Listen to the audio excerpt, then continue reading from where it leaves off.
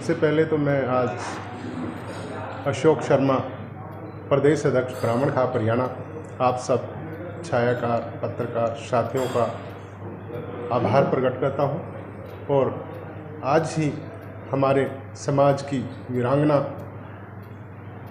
महारानी लक्ष्मीबाई जी का जन्म दिवस भी है, उनको भी कोटि कोटि नमन करता हूं। देखिए,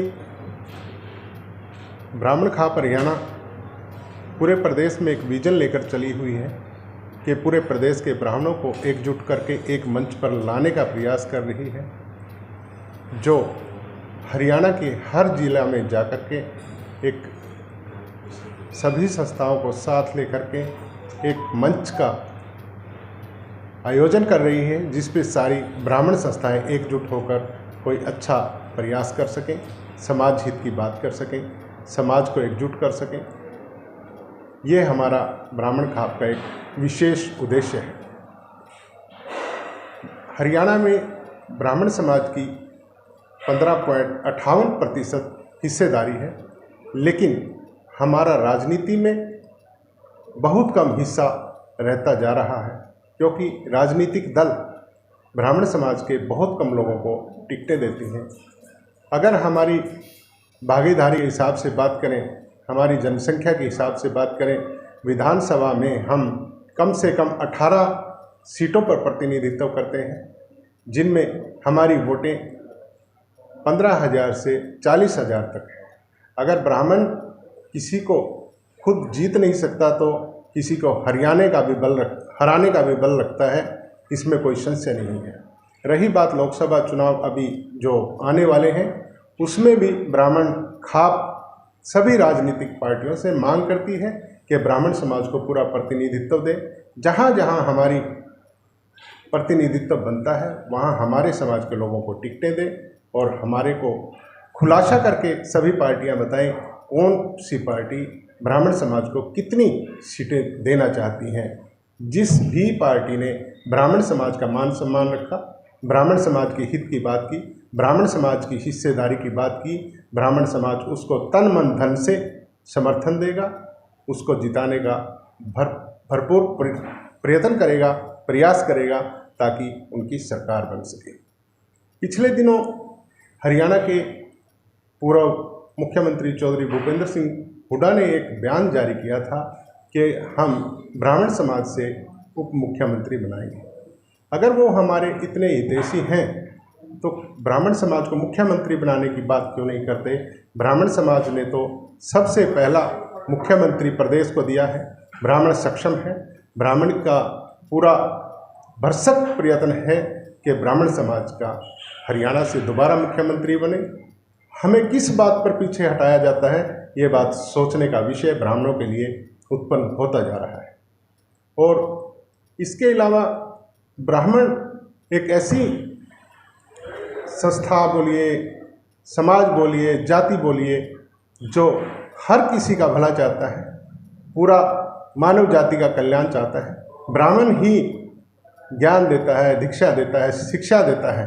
ब्राह्मण सर्वगुण संपन्न है और भगवान में आस्था रखने वाला है, और पूरे समाज के लिए भगवान से प्रार्थना करता है कि पूरे समाज में खुशियाँ रहें, सबके घर में अच्छे मंगल कार्य हों। ब्राह्मण से तो वैसे भी सबको लगाव होता है। दूसरी बात यह है कि पिछले दिनों ब्राह्मण समाज का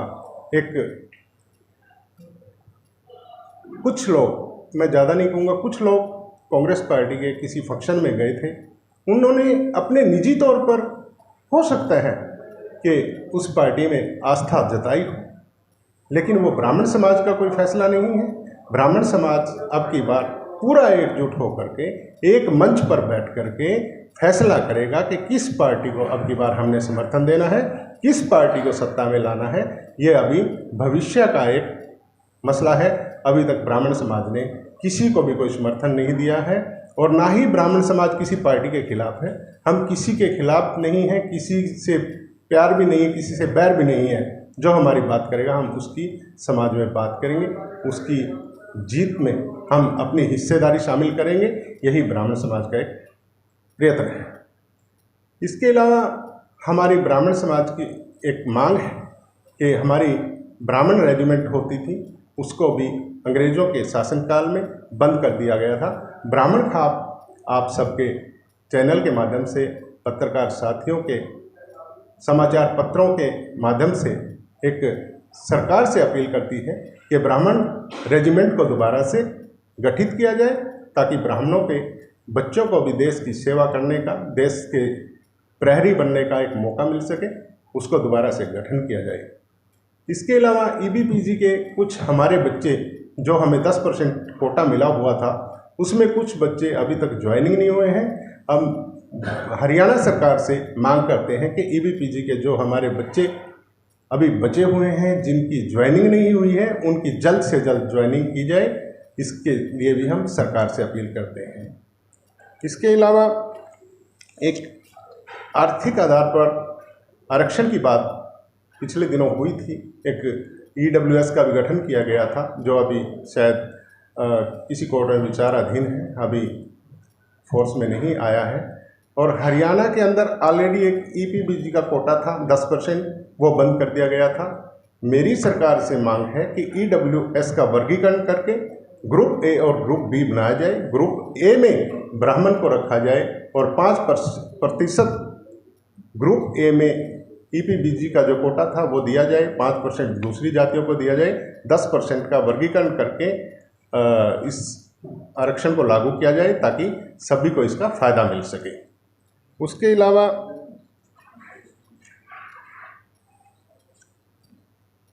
हमारा एक और प्रयत्न है कि जो ब्राह्मण रेजिमेंट की बात चल रही है, ब्राह्मण खाप, उसके लिए पूरे हरियाणा में हस्ताक्षर अभियान शुरू कर रही है।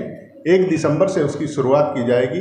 पूरे जितने भी हमारे हरियाणा के 22 ज़िले हैं, सब में हम हस्ताक्षर अभियान चलाएंगे और भारतवर्ष के माननीय प्रधानमंत्री जी, माननीय गृह मंत्री जी को हस्ताक्षर अभियान चला करके एक पत्र लिखा जाएगा, ताकि हमारी रेजिमेंट का दोबारा से गठन हो सके